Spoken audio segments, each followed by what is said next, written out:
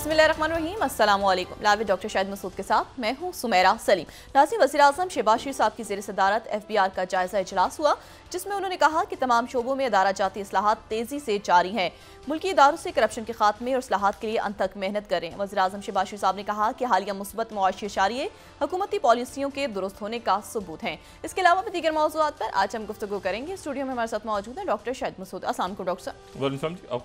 Doctor साहब, एहसन इकबाल साहब ने कहा है कि आइंदा माली साल के बजट में तरक्याती बजट की रकम रवा साल के मुकाबले में 100 अरब रुपए कम है। हमारा तरक्याती बजट कम हो रहा है और ये हमारे मुस्तकबिल के लिए बड़ा सवालिया निशान भी है।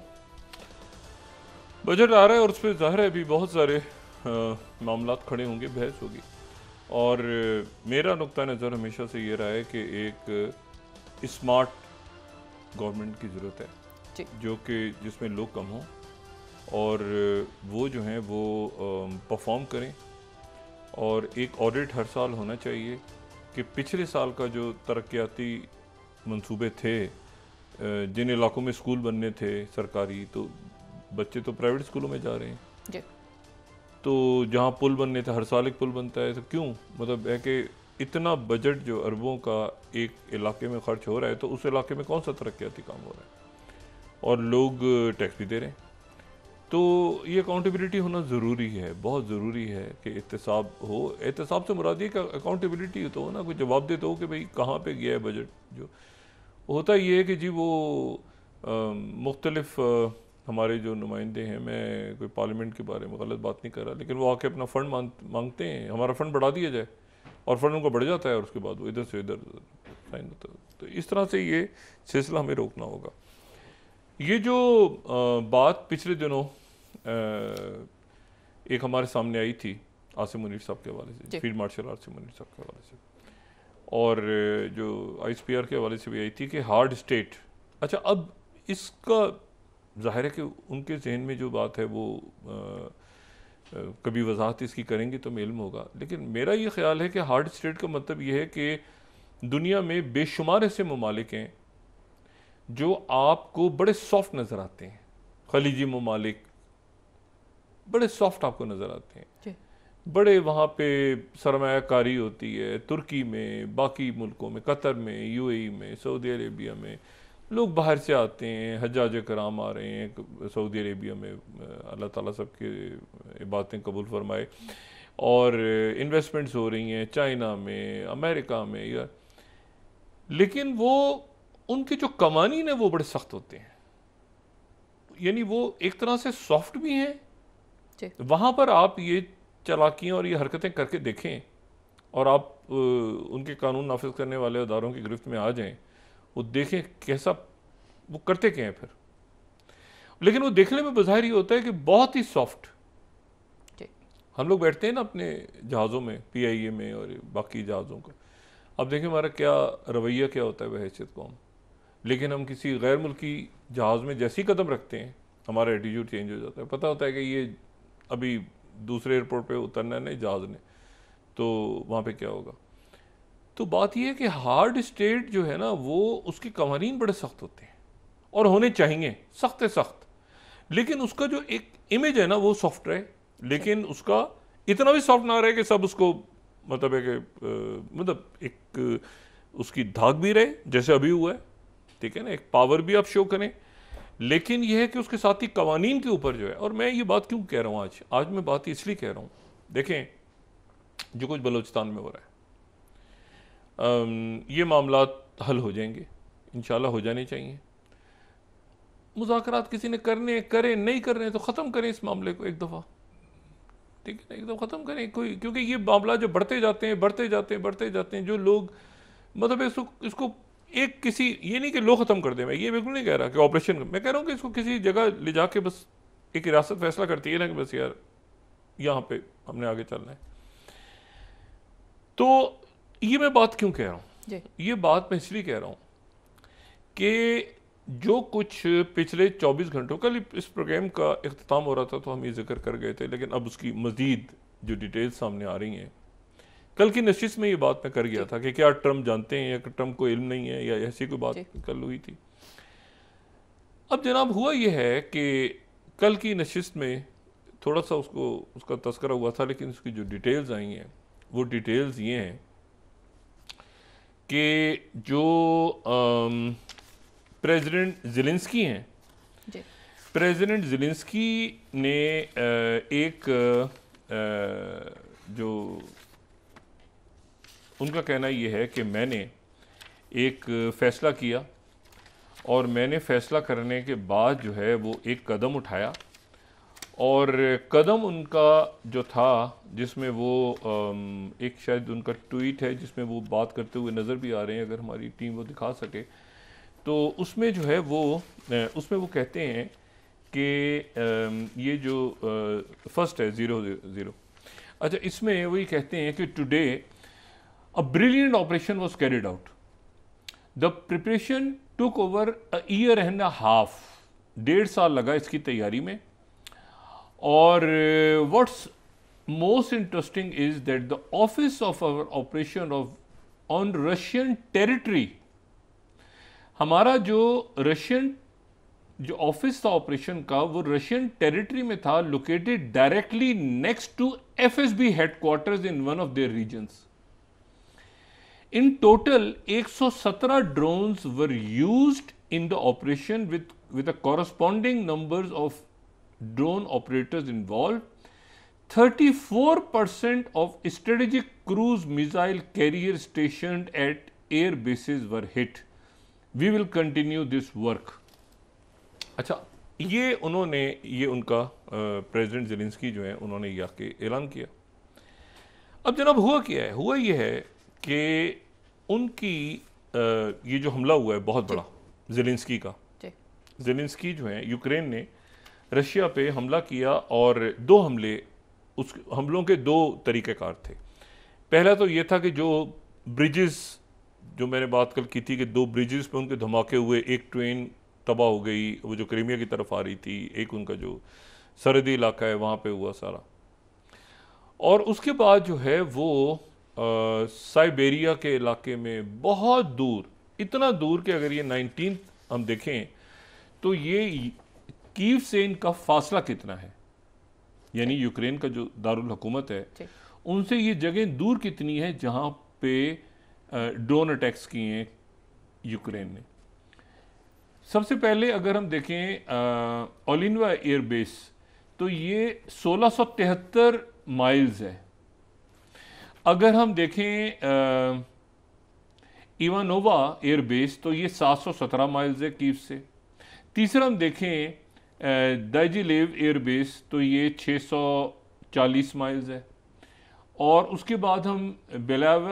बेलाया एयरबेस देखें तो ये 3,454 माइल्स, किलोमीटर्स नहीं माइल्स है जहाँ पे ये अटैक हुआ है बिलाया। अच्छा, अब ये जो है ये ड्रोन अटैक कहाँ हो रहे हैं, ये मॉस्को के आसपास नहीं हो रहे, ये हो रहे हैं बिल्कुल, यानी आप समझें कि 4,500 मील दूर कीव से। तो दरमियान में पूरा कोई डिफेंस सिस्टम होना चाहिए, कोई ऐसा कुछ होना चाहिए ना कि भाई जिसके नतीजे में इतनी दूर ड्रोन जाके गिर रहे हैं, और वो ड्रोन गिरने के नतीजे में 41 स्ट्रेटेजिक बॉम्बर्स उनके तबाह हो गए। 41, 34% उनके जो स्ट्रेटेजिक बॉम्बर्स, एयरक्राफ्ट कैरियर्स तो है ना, जब एयरक्राफ्ट ये जो एयरफोर्स के जहाज़ हैं इसमें तो बहुत सारे जहाज़ होते हैं ना, इसमें तो आप फाइटर्स प्लेन्स भी हैं, F-16 जैसे है, या JF जो थंडर है, या बाकी तो ये तो फाइटर प्लेन्स है ना।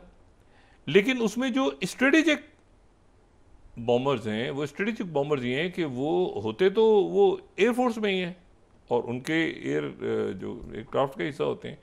लेकिन ये कि हैवी पेलोड के साथ, यानी ये जो है ये न्यूक्लियर के लिए इस्तेमाल करना हो तो फिर ये जहाज़ उसमें ख़ास तौर पे हैवी पेलोड के साथ ही इस्तेमाल होते हैं। ये फाइटर प्लेन्स नहीं होते, ये ट्रांसपोर्ट भी नहीं होते C-130 की तरह। तो इन जहाज़ों को 41 जहाज़ों को उन्होंने उड़ा दिया। और अगर आप उसकी तस्वीरें देखें जो हमारे सामने आ रही हैं तो जहाज़ ऐसे जैसे खिलौनों की तरह एक से दूसरा जहाज़, दूसरे से तीसरा जहाज़, तीसरे से चौथा जहाज़ धमाकों से तबाह होता जा रहा है, तबाह होते जा रहे हैं, तबाह होते जा रहे हैं जहाज़। और वो ये वीडियो देखें, एक जहाज़ उड़ा, उसके बाद दूसरा धमाके से उड़ रहा है, उसके बाद तीसरा ब्लास्ट हो रहा है, उसके बाद चौथा ब्लास्ट हो रहा है। ये देखें ना, इसको बड़ा कीजिएगा, इसको बड़ी स्क्रीन पे देखें। ये जहाज़ जो हैं ये तबाह किस तरह से हो रहे हैं। ये देखें, एक जहाज़ तबाह हुआ, दूसरा तबाह हो रहा है, तीसरा, ये जहाज़ तबाह होते जा रहे हैं, ठीक है। और ये उनके जो जहाज़ हैं ये स्ट्रेटेजिक उनके बॉम्बर्स हैं, उनके पास टोटल 100 हैं, तो 100 में से 41 उनके तबाह हो गए चंद मिनटों के अंदर। अच्छा, और ये देखें तबाह होते जा रहे हैं, तबाह होते जा रहे हैं, तबाह होते जा रहे हैं, तबाह होते जा रहे हैं। अब सवाल ये है कि मैं जो बात कह रहा हूं ना कि क्यों हार्ड स्टेट वाली बात है, ये ड्रोन्स का क्या हुआ। ये जो ड्रोन्स हैं ये इनको आप इस तरह से समझें कि ये कोई, मेरा ख्याल है कोई 150, 200, कोई कहता है $500 के, ये छोटे साइज़ के, बहुत छोटे साइज़ के ये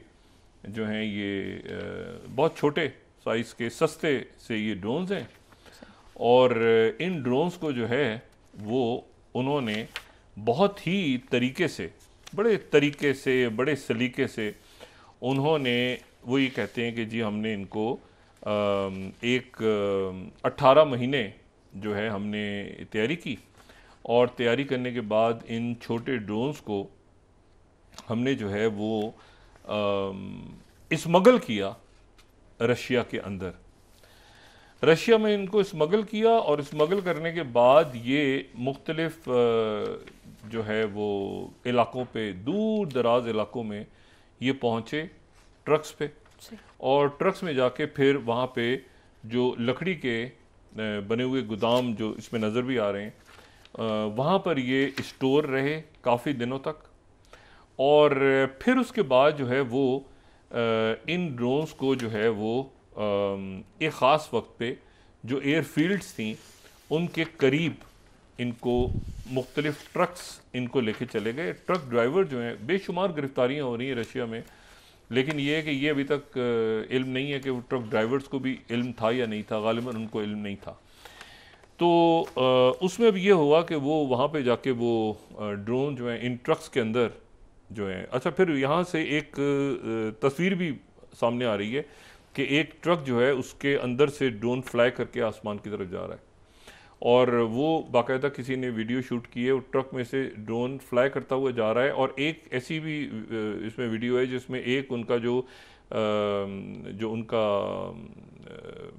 सिक्योरिटी का एहलकार है रशिया का, वो एक ट्रक के ऊपर चढ़ा हुआ रोक रहा है कि इसमें से ड्रोन आगे ना जाए, लेकिन ड्रोन जो है बहरहाल वो फायर हो जाता है, और ये हवा में जाते हुए ड्रोन, छोटे छोटे ड्रोन जाते हुए नज़र आ रहे हैं, और फिर ये आपको काला धुआं जो नज़र आ रहा है, ये धमाके होते जा रहे हैं और जहाज़ उड़ते जा रहे हैं। अच्छा, अब इसमें यानी वो जो ट्रक हैं, ये ट्रक यहाँ से ड्रोन्स, उन ट्रकों के अंदर, ये हवा में नहीं गए ड्रोन्स, हवा में ड्रोन्स नहीं गए, ये छोटे छोटे ड्रोन्स ट्रकों में हज़ारों मील दूर स्मगल होके पहुँचे दूसरे किनारे रशिया के, बहुत दूर यूक्रेन से, और वहाँ पर फिर एक ख़ास वक्त में उनको एयरफील्ड्स के पास से जो ट्रक गुजर रहे थे उनके अंदर वो मौजूद थे,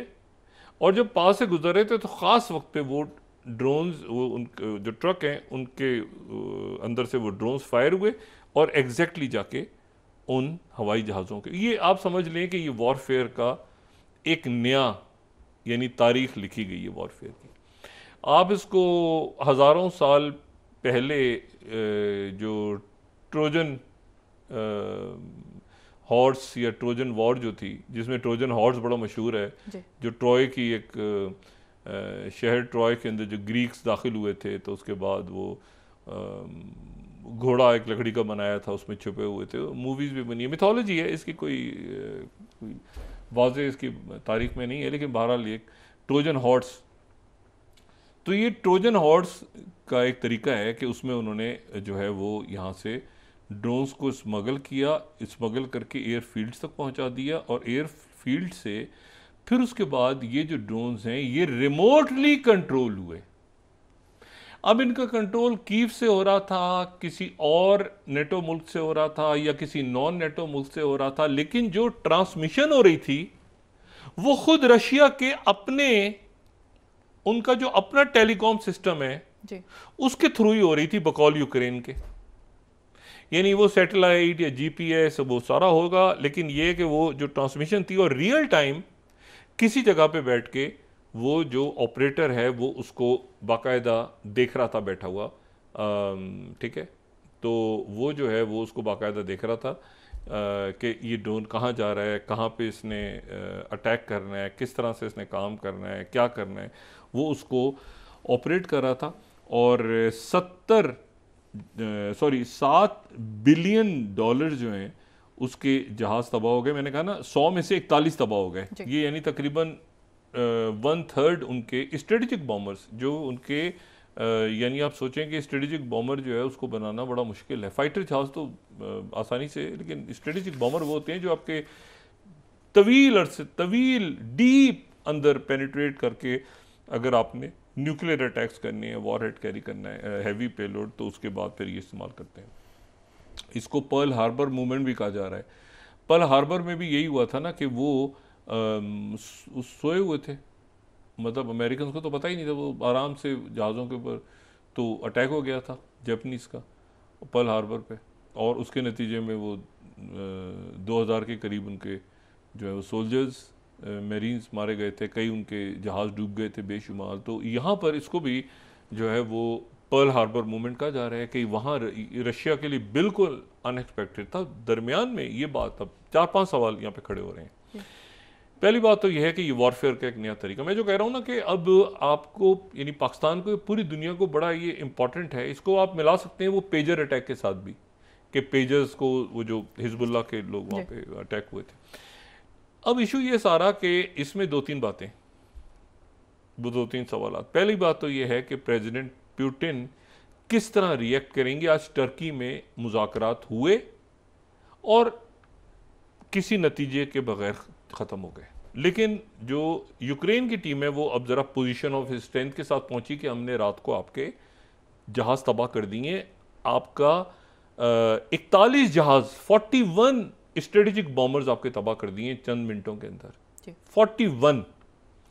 और छोटे छोटे ड्रोन्स के ज़रिए, जिसमें गालिबन आर्टिफिशियल इंटेलिजेंस भी यूज़ हुई है। उसके बारे में वो कहते हैं कि जी ये पुराने जो म्यूज़ियम्स में से और जो डाटा जहाज़ों का कलेक्ट करके उन मशीन्स का जो एल्गोरिदम है उसको ट्रेन किया गया, उनकी तस्वीरों के साथ उनके मतलब मुख्तलिफ बनाया गया पूरा, और AI ख़ास जो है वो रशिया स्पेसिफिक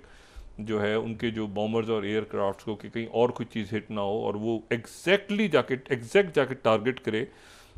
ये जो ऑटोनमस ड्रोन सिस्टम आ गया AI का, कि उसने एग्जैक्टली उनको पता था कि किस जगह हमने हिट करना है, और वो उसी जगह पे हिट करते गए जहाज़ों को, आसपास वो कहीं नहीं गए, कोई आदमी उसको कंट्रोल नहीं कर रहा था, वो AI से खुद ब खुद ऑटोनमस थे, और वो जहाज़ों को जो है वो हिट कर रहे थे, ठीक है। और ये हवा में भी नहीं गए, ये पड़े हुए थे, ज़मीनों से उसमें से ट्रकों में से निकले, और एक ख़ास वक्त पे जो है ये फायर हो गए और जहाज़ इन्होंने उड़ा दिए, और एग्जैक्ट टारगेट अचीव किया है इन्होंने, एग्जैक्ट टारगेट, और जहाज़ उड़ा दिए। ये $500-400 का एक ड्रोन, बड़ा सस्ता सा, और इसको जो है वो अब तो बिल्कुल वो, अगर आप देखें तो उनके फ़ौज के जो लोग जो इन ड्रोन्स पे ट्रेन होते हैं, तो वो तो उनको लैपटॉप की ज़रूरत भी नहीं होती, वो सिंपली वो तो एक ख़ास किस्म के गॉगल्स लगा के, और वो जो उससे वो देख रहे होते हैं सारा। अब इसमें 4-5 यहाँ पे बातें, एक तो ये कि वॉरफेयर एक नए हिस्से में दाखिल हो गया। मैं जो बात कह रहा हूँ ना कि हमें कुछ जगहों पे बड़ी हार्ड स्टेट बनना होगा, कुछ जगहों पे हमें सॉफ्ट रहना होगा अपने अवाम के साथ, उनके प्रॉब्लम्स, बिजली के बिल, गैस के बिल, बच्चे खेल रहे हैं गटर में गिर गए, एक प्रॉब्लम, मुसीबत, ये जो रोज़मर्रा से। लेकिन कुछ मामलात में हमें एज अ हार्ड स्टेट होगा, जिस तरह मैं समझ रहा हूँ इस बात को, जो कही गई है पिछले दिनों, इनसे मतलब एक स्मगलिंग आपको बंद करनी पड़ेगी, क्योंकि ये ट्रक स्मगल होके गए हैं, ये ड्रोन स्मगल हुए हैं ना भाई, ये हवा में तो नहीं गए ना, इन्होंने हज़ारों जो माइल्स हैं, और साथ ही ये उससे पहले वहाँ से ये वहाँ रख के निकल भी गए। वहाँ जो लोग पकड़े जा रहे हैं वो लोकल हैं, उनको तो पकड़ लिया रशिया के लोगों ने। इनके ऑपरेटिव्स अपना काम करके बाहर आ गए। अच्छा, लोकल ज़ाहिर है लोग होंगे, लोकल आपको मोल्स तो चाहिए ना वहाँ पे, जो आपके कारिंदे होते हैं वो वहाँ स्मगलिंग, ये रशिया के अंदर स्मगलिंग। और इसलिए क्योंकि ट्रक आ रहे हैं जा रहे हैं, अच्छा जी कुछ नहीं है, इसमें गैस होगी, इसमें कोई का होगा, किसी ने कहा यार ये मेरे हैं ना मेरे जानने वाले के हैं, अच्छा चलो जाने दो ठीक है, ये वो सारा। और उसके नतीजे में तो ये आप देखें कि ये स्मगलिंग हुई है। और ये किसी किस्म की ना कोई जहाज़ आया है, ना कहीं अटैक हुआ है, ना कोई इसमें कोई एयर डिफेंस सिस्टम फॉल हुआ है, कुछ भी नहीं। और वो हज़ारों किलोमीटर या माइल्स पे जाके वो ड्रोन्स खुद ब खुद ट्रकों में से निकल के और टारगेट अचीव करके 41 जहाज़ उन्होंने उड़ा दिए। तो ये आप समझें कि वॉरफेयर एक नई जगह पे दाखिल हो गई है आज के बाद से, कि आपको और ये ड्रोन का एक नए किस्म का इस्तेमाल है। इससे पहले तो ड्रोन टेक्नोलॉजी ये थी ना कि ड्रोन फ्लाई करते थे, अब पता चला कि ड्रोन डब्बों में ही रखे हुए हैं और वो एक ख़ास वक्त में उनको बाहर से इशारा हुआ, जो इशारा हज़ारों मील दूर से भी हो सकता है, और वो वहाँ से फायर हुए डब्बों में से या ट्रकों में से निकल के, और वो एग्जैक्ट टारगेट पे गए जिस टारगेट के ऊपर उनको एआई ने ट्रेन किया था। अच्छा, अब ये यहाँ से एक नई कहानी शुरू हो गई। कहानी ये शुरू हुई कि ये उनके चूंकि स्ट्रेटेजिक एसेट्स के ऊपर ये अटैक है, तो ये एक ना सिर्फ ये कि एक्ट ऑफ वॉर है, बल्कि आप यूँ समझ लें, अगर मैं इसको बहुत बहुत सॉफ्ट अंदाज में भी बयान करना चाहूँ तो स्ट्रेटेजिक से मुराद ये है कि उनके वो एसेट्स अटैक हुए हैं जो कि न्यूक्लियर वॉरहेड्स। तो एक्ट ऑफ वॉर तो ये है ही, मगर ये act of war plus plus है। एक बात तो ये हो गई।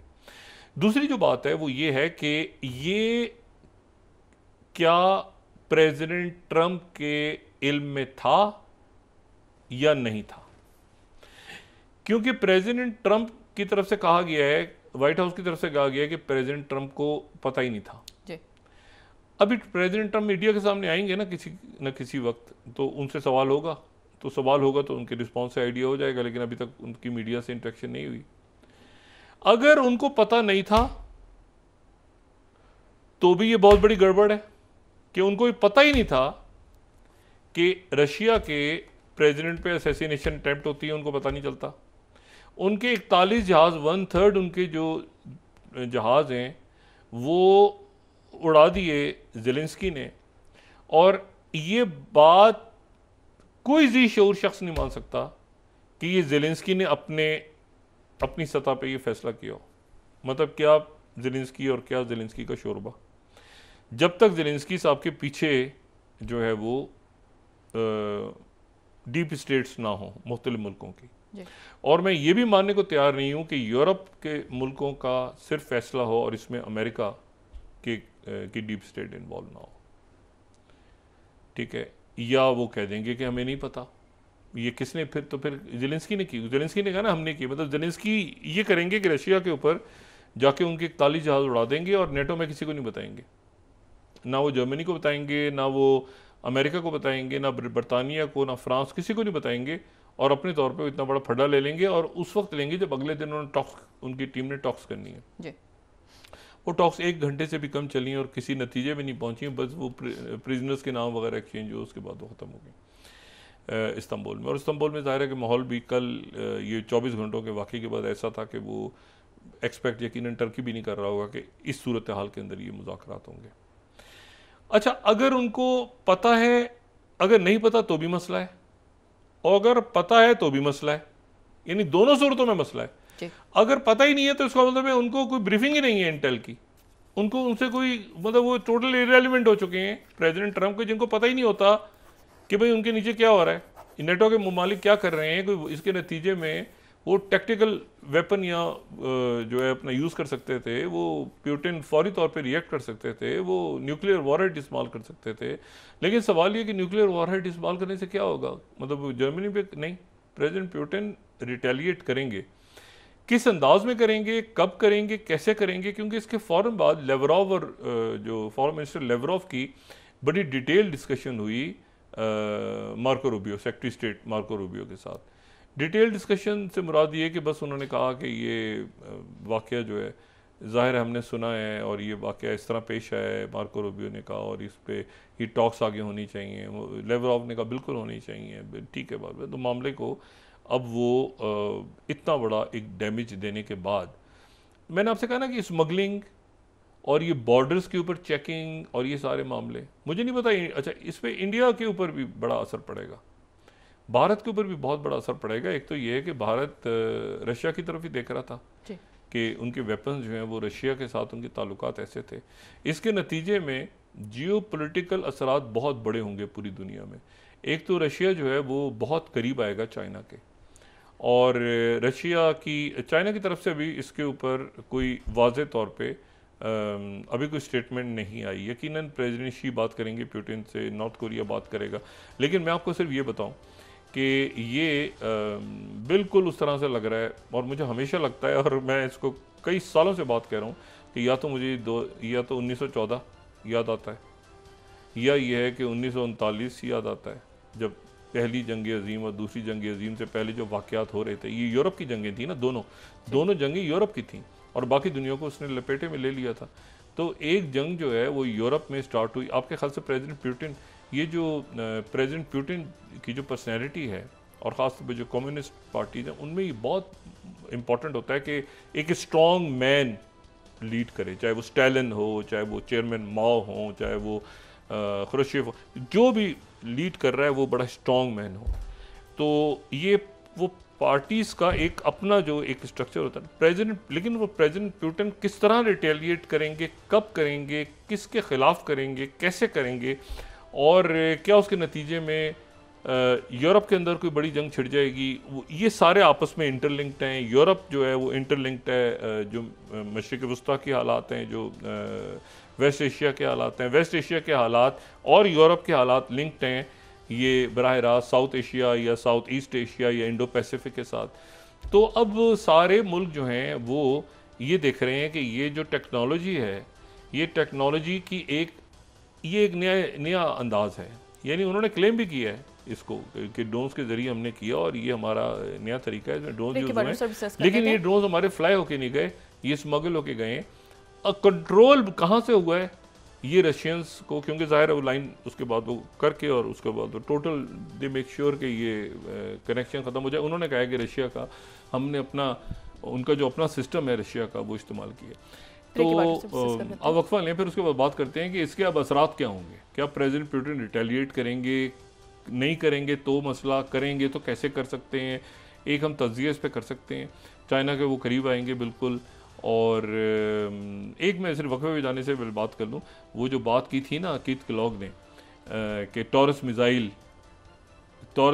यूक्रेन को दे दिए जाएं, टॉरस मिज़ाइल, वो एक ब्लफ था गालिबन। वो ब्लफ ये था कि शायद टॉरस मिज़ाइल की बात सुन के तो 3 दिन पहले सारे जो स्ट्रेटेजिक एयर ये जो बॉम्बर्स हैं इनको मॉस्को से दूर ले जाके, हज़ारों मील दूर ले जाके इन एयर बेसिस पे 3-4 दिन पहले ही वहाँ भेजा गया था। उससे पहले ये यहाँ पे थे, यानी ये यूक्रेन के आसपास थे। लेकिन जब वो ब्लफ हुआ कि टॉरस मिज़ाइल आ रहे हैं,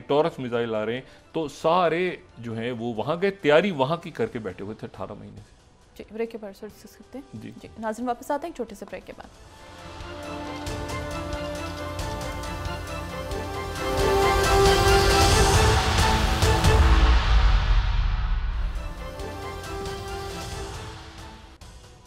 वेलकम बैक नाज़रीन। डॉक्टर साहब, एफबीआर को वसूलियों में शॉर्टफॉल का सामना है, माली साल का जो हदफ है ये अचीव कर सकेंगे?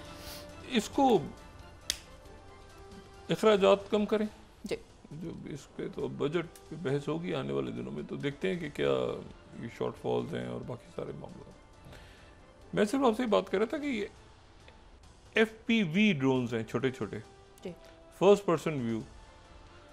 और बहुत सस्ते ड्रोन्स हैं। और ये जो मैंने आपसे बात की ना कि किस कदर ज़रूरी है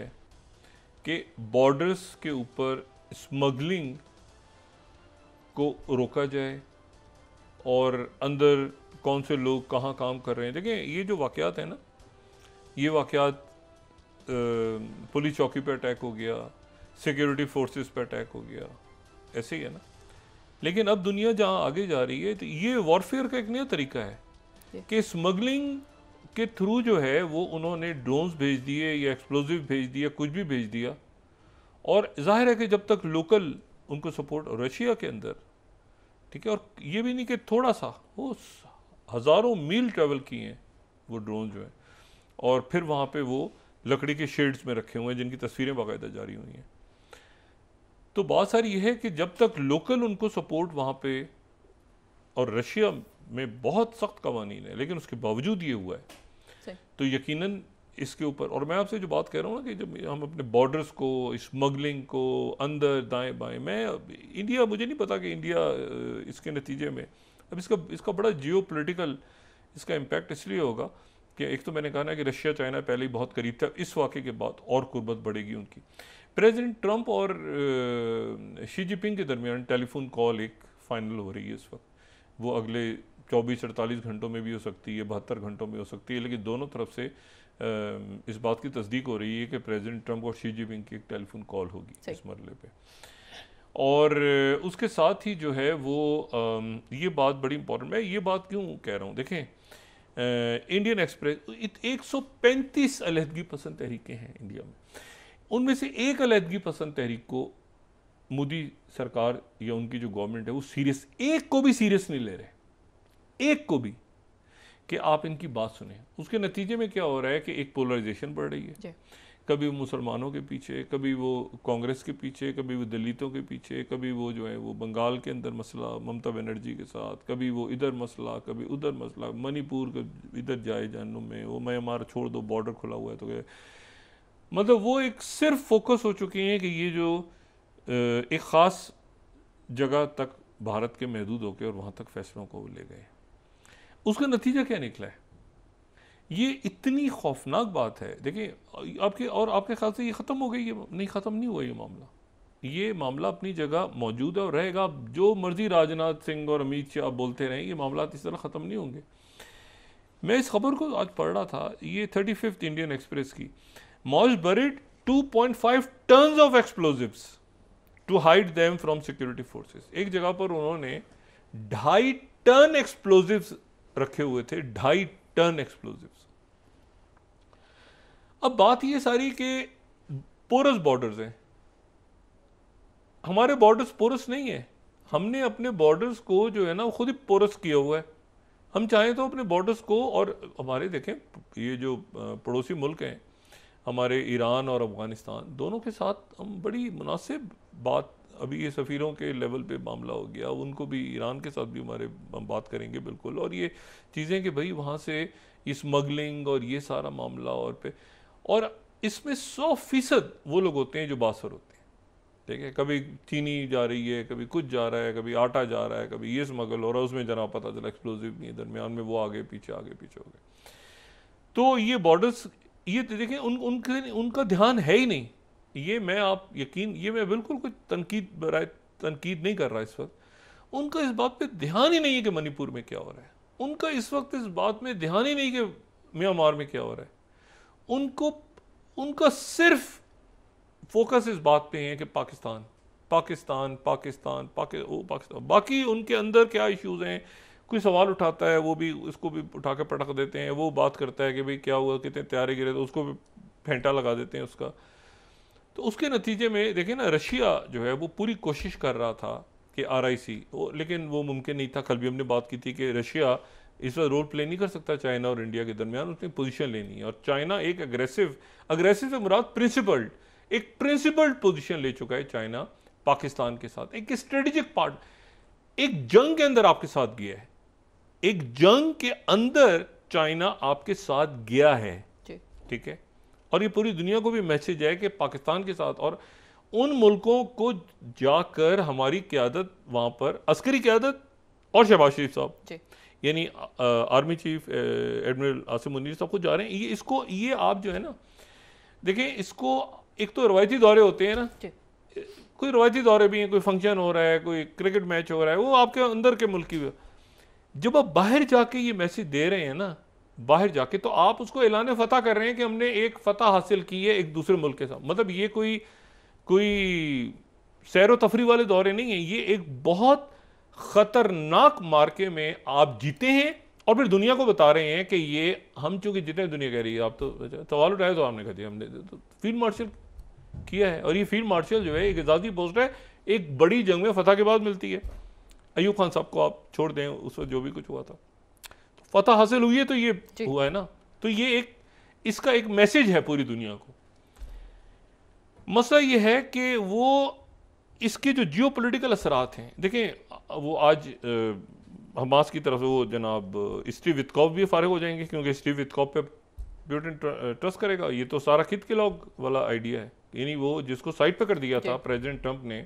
कि कीथ केलॉग नहीं बल्कि स्टीव वित्कॉफ हल करेंगे मामला, तो पता चला कि वो स्टीव वित्कॉफ जो है वो खुडेलें लग गए और ये जो है ये कीथ केलॉग का जो फार्मूला है वो आगे आ गया। और कीथ केलॉग जो है वो हैं जो अच्छा। साथ ही दरमियान में दूसरा जो एक बड़ा मेरे ख्याल से एक बड़ा इंटरेस्टिंग आप इसको कह लें कि इंटरेस्टिंग और बड़ी यानी जिसकी आने वाले दिनों के अंदर बड़ी धमक महसूस होगी, वो पोलैंड का इलेक्शन है। पोलैंड के इलेक्शन में जो कैरल नवरोची हैं वो इलेक्शन जीत गए हैं। ये कैरल नवरोची जो हैं ये इलेक्शन जीत गए हैं और ये प्रो रशिया हैं, एंटी यूरोप हैं और एंटी यूक्रेन है और एंटी नेटो हैं, एंटी ईयू भी हैं और इनको ट्रंप पसंद करते हैं और ये पुतिन। और ये पोलैंड के अंदर डोनाल्ड टस्क जो कि यूरोप के बड़े प्रो यूरोप थे, ये राइट ऑफ द सेंटर हैं और ये कहते हैं कि पोलैंड फर्स्ट। और पोलैंड जो है वो जाहिर है पोलैंड की एक हिस्ट्री है रही है, ठीक है, और ये इलेक्शन जीत गए हैं तो वो यूरोप का अपना एक पॉलिटिकल भी तो टर्मोइल है ना वहाँ पे। यूरोप में इस वक्त अजीब सा एक माहौल है, आप यकीन करें बड़ा खूबसूरत वहाँ के मुल्क हैं, लेकिन वो अजीब सा एक माहौल है वहाँ पे। वो लोग उनके जो है ना वो परेशान भी हैं, मेहनत भी करते हैं, एंजॉय भी करते हैं, वो सारा कुछ करते हैं, लेकिन बात वो कहते हैं कि ये क्या हो गया, मतलब फुटबॉल मैच हो उसके बाद आग लग रही है, दुकानों को आग लगा दी, क्या हो गया भाई, धमाके हो रहे हैं, क्या हो गया भाई, वो पता चला फुटबॉल मैच में लड़ाई हो गई है और कई दुकानों को आग लग गई यार, फुटबॉल मैच। मतलब वो एक अजीब सी वहाँ पे सूरत हाल बनी हुई है यूरोप के अंदर। तो यूरोप के अंदर भी बड़ा इंपॉर्टेंट है और आने वाले दिनों में ऐसा होगा कि यूरोप के मुल्क भी इसको अपने बॉर्डर्स वगैरह को सारा सील कर रहे हैं, लेकिन वो उनकी अपनी ही थोपी हुई जो जंगें हैं जो अमेरिका की हैं वो यूरोप के ऊपर आ रही हैं।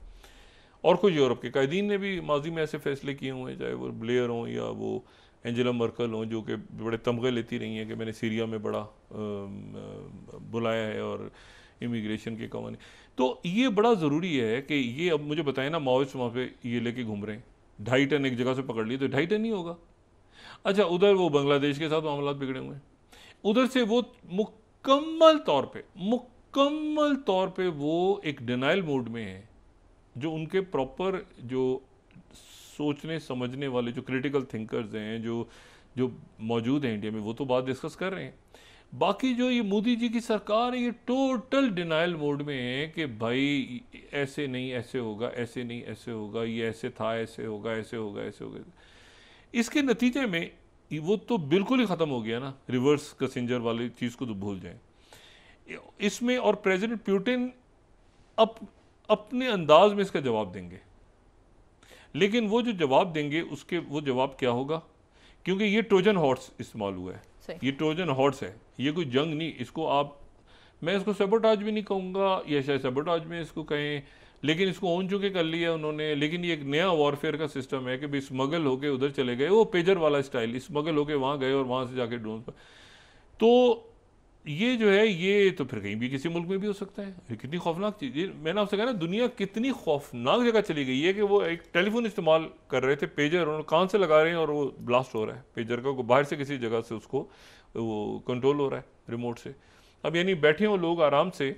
और अचानक जो है वो, यानी उसका यही तरीका था ना कि बीप हुआ तो बीप होने के बाद आपने कान के पास उसको सुनने की, बात करने की कोशिश की, चेहरे के पास लेके गए तो ब्लास्ट हो गया और साथ ही डेथ हो गई, तो धमाका हुआ उसमें। तो इशू ये है कि इस कदर ये ख़तरनाक मामलात दुनिया के चले गए हैं। और ये जो ड्रोन अटैक है ये एक नया वॉरफेयर का नया तरीका है कि ड्रोन जो है वो हवा में जाए बगैर स्मगल होकर चला गया 4000 मील दूर, 3500 मील दूर, वहाँ जाके फ्लाई हो रहा है और रिमोट कंट्रोल उसका पता ही नहीं चल रहा कि वो कीव से हो रहा है या किसी और मुल्क से हो रहा है। अच्छा, अब इसके बाद जो है वो ये स्टीव वित्कॉफ अभी कोशिश कर रहे हैं, और यहाँ से हमास की तरफ से भी बात हो गई है कि भाई आप माने उस बात को, ऐलान करें उस बात को। 1 2 3 4 रोज़ हो गए हैं, लेकिन ये है कि वो अरब ममालिक भी यहाँ बैठे हैं, स्टीव वित्कॉफ का प्लान बैठा है, सामने रखा हुआ है। वो ये भी देख रहे हैं कि स्टीव वित्कॉफ कितनी पावर रखते हैं, क्या स्टीव वित्कॉफ जो है वो अमल दरामद करवा भी पाते हैं, क्योंकि पुतिन के साथ तो स्टीव वित्कॉफ इंगेज थे ना। तो क्या स्टीव वित्कॉफ की बात पे ही इत्माद किया जाए, या पता चला कोई और डीप स्टेट भी काम कर रही है जो दरमियान में, और स्टीव वित्कॉफ कुछ कह रहे हैं और वो पता लगा हो कुछ और गया। इधर भी ऐसे ही हुआ है ना, स्टीव वित्कॉफ ने तो टेलीफोन पे बात करवानी थी, मुलाकात करवानी थी। अब मुझे बताएं इन हालात में कि प्रेसिडेंट पुतिन इस बात को मानेंगे कि प्रेसिडेंट ट्रंप को पता नहीं था, और प्रेसिडेंट ट्रंप अचानक आके अच्छा हो सकता है वाकई ना पता हो। फिर प्रेसिडेंट ट्रंप जब बात करते हैं तो उनके शक्ल से आइडिया हो जाता है कि वो सही कह रहे हैं गलत कह रहे हैं, वो उनके एक्सप्रेशन जाहिर हो जाते हैं, उनको गुस्से में आ जाते हैं, वो ज़ेलेंस्की बैठा है, ये बैठा है, फलाना, वो गुस्से में। तो वो उनसे जब भी सवाल होगा तो वो उसका जवाब देंगे। और आजकल में होगा कि आपको पता ही नहीं था कि इतना बड़ा अटैक ज़ेलेंस्की ने आपसे पूछा नहीं पूछा, आपसे पूछे बगैर उन्होंने 41 जहाज उड़ा दिए रशिया के। और हमेशा से ये बात पुतिन कहते रहे हैं कि ये प्रॉक्सी वॉर हो रही है यूक्रेन में, ये मेरा तो झगड़ा है ही नहीं, क्या ज़ेलेंस्की और क्या, ये प्रॉक्सी वॉर हो रही है बिटवीन अमेरिका और, या बिटवीन नेटो और जो है ये बिटवीन नेटो और रशिया। तो उसमें नेटो का तो सबसे बड़ा तो अमेरिका है, अमेरिका के बाद क्या नेटो है। अब सवाल ये है कि ये किसने किया, कैसे किया, और ये फौरी तौर पे स्टीव वित्कॉफ का फॉर्मूला अप्लाई हो जाता है तो आगे क्या चलेगा नहीं चलेगा, इसके ऊपर हमास अलर्ट हो रही है, अरब ममालिक सारे अलर्ट हो गए। मैंने आपसे कहा था ना कि ये इन्वेस्टमेंट्स, पैसा, ये सारी चीज़ें, क्योंकि उसकी वजह ये है कि मुल्कों ने, रियासतों ने इस वक्त अपने आप को संभालना है। या आप ये हम लोग या कोई भी मुल्क की ऊट पटांग हरकतों में वक्त ज़ाया करें, या ये जो तारीख़ी लम्हात हैं इनमें मजबूत फैसले करें, और मईशत, सोशल अनरेस्ट, सिक्योरिटी,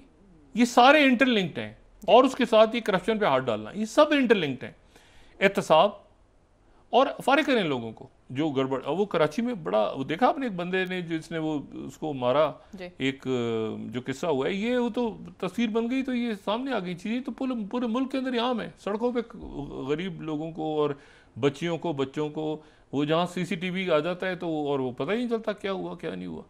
तो बात सारी ये है कि ये बड़ा हार्ड स्टेट उस तरह से बनना होगा कि हम कवानीन के ऊपर सख्त से सख्त अमल करें। बिल्कुल साइड पे कर दें एक चीज़, यार ये तरस आ गया मुझे, या तरस खा लें या मुल्क चला लें,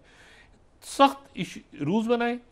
और उसके बाद जो है वो आवाम को रिलीफ दें, ताकि लोग कहें कि यार एक मिनट, हमें तो कम से कम यार, मतलब हमारी बिजली गैस अगर आ रही है तो यार, अगर नहीं भी आ रही तो उसकी भी नहीं आ रही, वो सामने पता चला कि दिन के वक्त सारी लाइटें जल रही हैं, सड़कों पे कोई चेक करने वाला ही नहीं है, और लोड शेडिंग हो रही है, लोगों के घरों में बिजली नहीं आ रही। तो ये इसलिए मेरा ख्याल है कि ये इसमें बड़े सारे मैसेज हैं। सिक्योरिटी का एक, जंगों का एक नया तरीका है, ये एक बड़ी जंग की तरफ एक और कदम तेजी से उठा है, क्योंकि पुतिन का रिएक्शन होगा, क्योंकि रशिया इस पर रिएक्ट ना करे, लेकिन कैसे होगा, किसके अगेंस्ट होगा, ये अब देखना है। क्योंकि ज़ेलेंस्की क्या इसके ऊपर यूक्रेन के ऊपर करेंगी, भाई यूक्रेन के ज़ेलेंस्की के पीछे भी तो कोई है ना जी।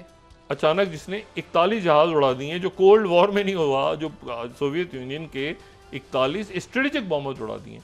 यहाँ पर हमास का वो प्लान आगे रखा हुआ है, ठीक है। उसके ऊपर स्टीव वित्कॉफ ने, प्रेसिडेंट ट्रंप ने अनाउंसमेंट करनी है, लेकिन हमास का वही नुक्ता नज़र है कि इसके दरमियान में अगर दोबारा जंग छिड़ दी नेतन्याहू ने, तो मुल्क उसके लिए भी तैयार हो रहे हैं कि चलें अब जंगबंदी कर लेते हैं। अगर किसी वक्त नेतन्याहू ने जंग छिड़ी तो फिर बाकी मुल्क भी इसमें सकिन हो जाएंगे सारे सकिन मुल्क, क्योंकि अरब प्लान है ना, अरब प्लान में मीडिएटर्स हैं, कतर है, सऊदी अरेबिया है, इजिप्ट है। तो ये अब बड़ा एक इम्पॉर्टेंट सूरत हाल डेवलप हो गई है ईरान की तरफ से। ईरान के जो फॉरेन मिनिस्टर हैं वो इजिप्ट में आज, और ये बड़ा इम्पॉर्टेंट है कि ईरान और इजिप्ट ज़ाहिर है कि इसमें मीडिएटर्स में बड़ा उसका इम्पोर्टेंट रोल है, और इजिप्ट भी इनकी बात हो रही है, वो कह रहे हैं कि मुझे मुसव्वदा मिल गया है ओमान के थ्रू ईरान को,